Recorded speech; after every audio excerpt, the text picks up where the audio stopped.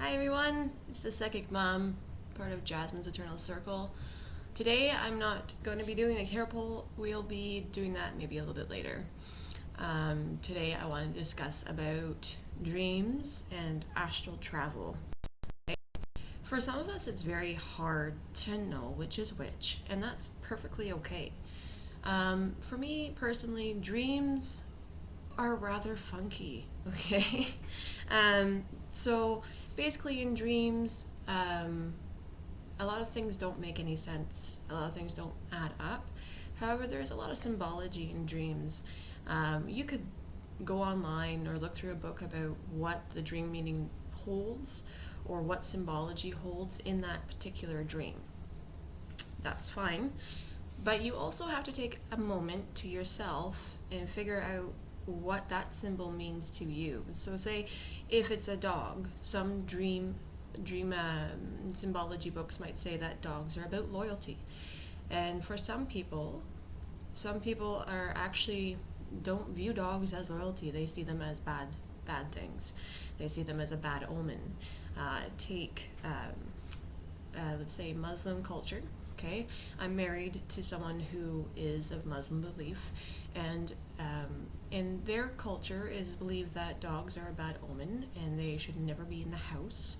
Okay, and they can mean bad things. So when it comes to dream analysis, it's very important that we take time and feel out what the dream meaning actually holds. All right. Now, when we look at astral travel, that's a little bit different. We can do astral travel through meditation. We can do astral travel through sleep as well.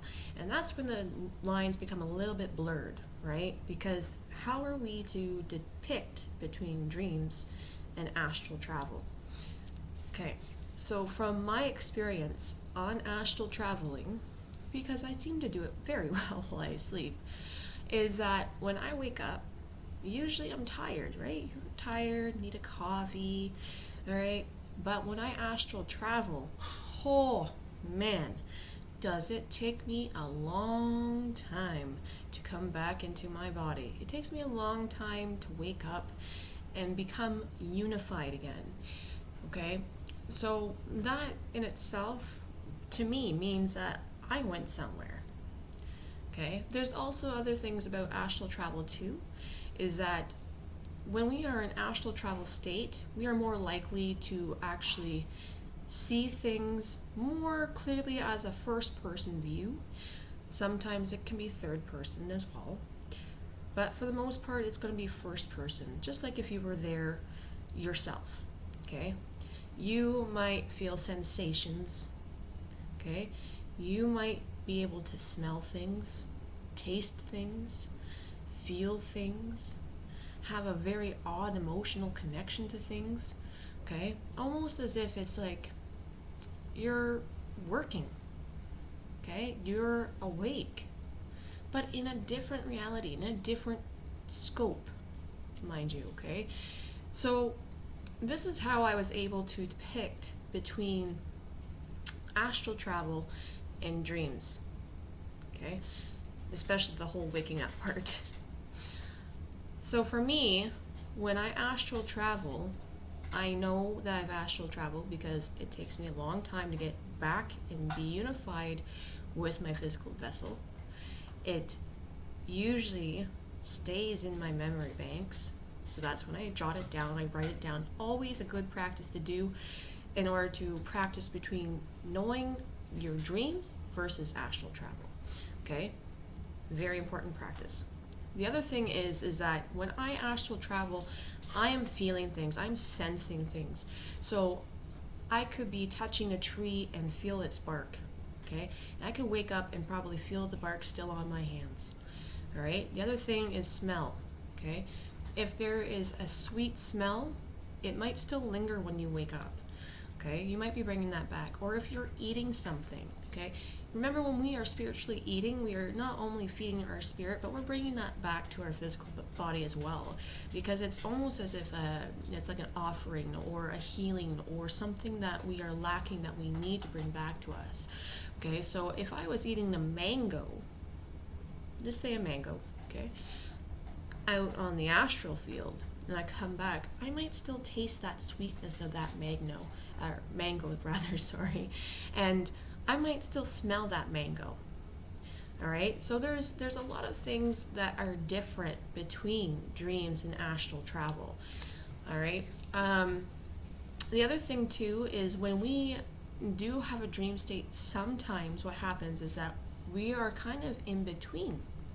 Okay, so when we get in between, sometimes we might actually have what I call memory flashbacks. And those are more related to do with past lives. How I'm able to determine that it's a past life is because of the strong emotional connection that I bring back with me. Okay, so when I wake up from a past life dream, I might still feel those sensations that I went through. I might still feel those emotions that I went through. And I certainly smell everything that I went through as well.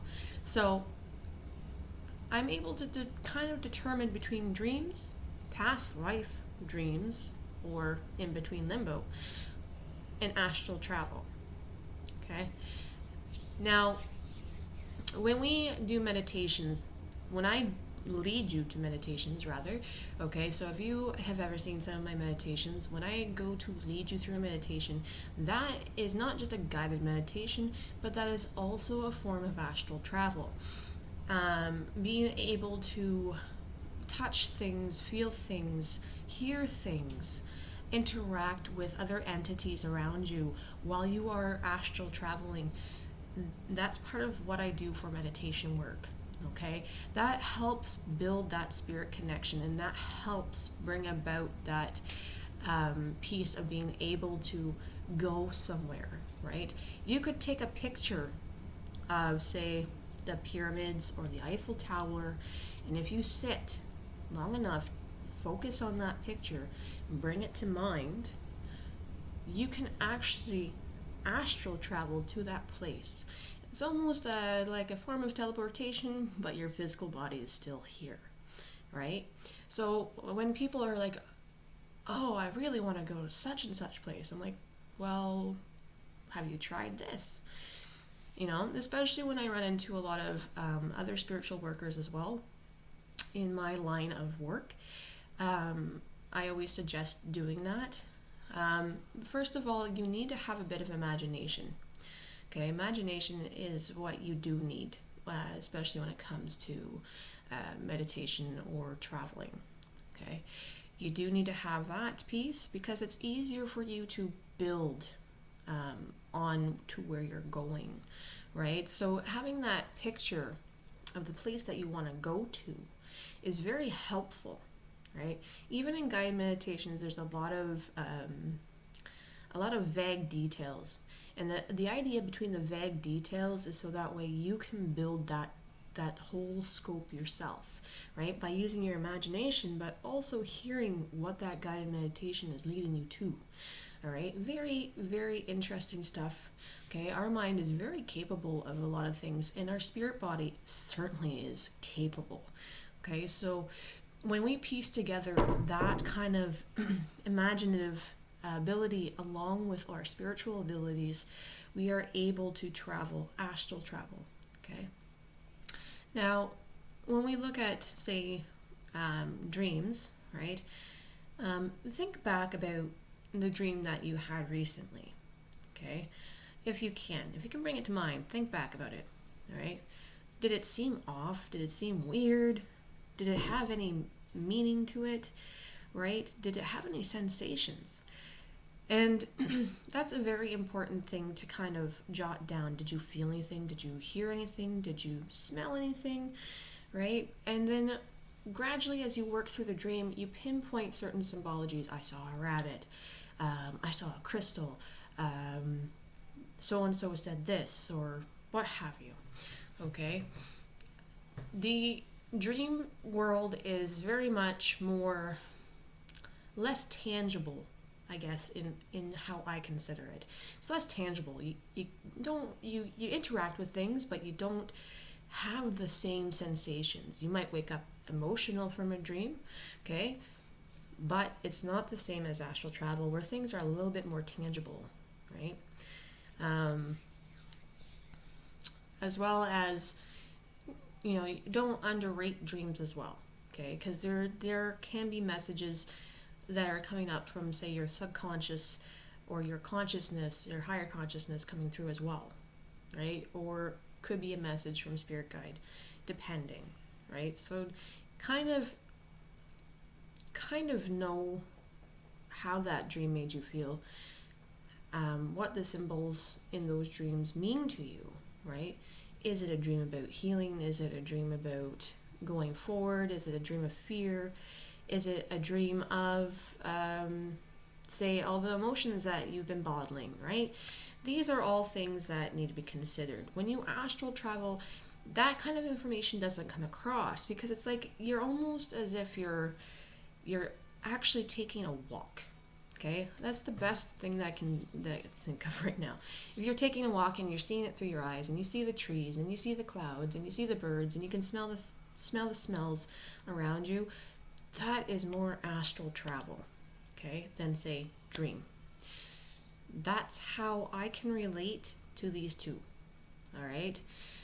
Different information comes through as well. There's not as much symbology with the astral travel, but there is other important information coming through, and that's usually to do with lessons to be learning, things that we need to take a look at in our daily lives, perhaps changing a routine, perhaps devoting a little bit more attention to our spiritual side of things, perhaps listening intuitively to our intuitions. Okay, these are all different scopes of astral travel as well. So that to me kind of is why I'm sharing this, is because there's a lot of people that have a hard time trying to connect between dreams and astral travel, because there's two different scopes, right? And it's very hard, especially when they kind of seem very much similar, and they seem the same, and they feel the same, but there are small differences. And the most important thing that I can tell you right now about doing both of those things, even through meditation, okay, is to write down your experiences, okay? Write them down. Write down sensations, sights, smells, things that you've heard, okay? Write it all down if you can remember, okay? Good practice before sleeping, okay, is to tell your body, tell your physical body, and tell your mind that when I wake up, I want to remember what I dreamt. I want to remember where I've been. Okay? Most times it will work, but you have to have that energy and that intent set, so that way it can come forth. Okay? And always keep a dream journal beside you, so that way if you wake up in the middle of the night, even, you can jot it down, close it, go back to sleep. All right? So that way you can do a proper analysis on which is which, right? You have to feel it out for yourselves, but this is how I'm able to figure it out for me personally, and that's just one of my experiences that I'm sharing with you. And I think that's about all I can say. Another good experience to do too is, when you do a guided meditation, is to write down those experiences too, because that will kind of help be able to depict between dreams and astral travel, especially when we do it when we sleep, if you're prone to it like I am. And you can learn so much between meditation and the dream scope of things too. And I think that's all I've got to say about those two things. So if you think this is helpful, please leave a comment below. If you want to share experiences with me, please DM me. I'm on Twitter, Instagram, and Facebook at Jasmine's Eternal Circle. You can certainly message me through my DMs to ask me more, pick my brains, or even just share experiences. I'm all up for that. I'm all game. So anyways, I hope that this information was useful to you, and happy dreaming, happy traveling.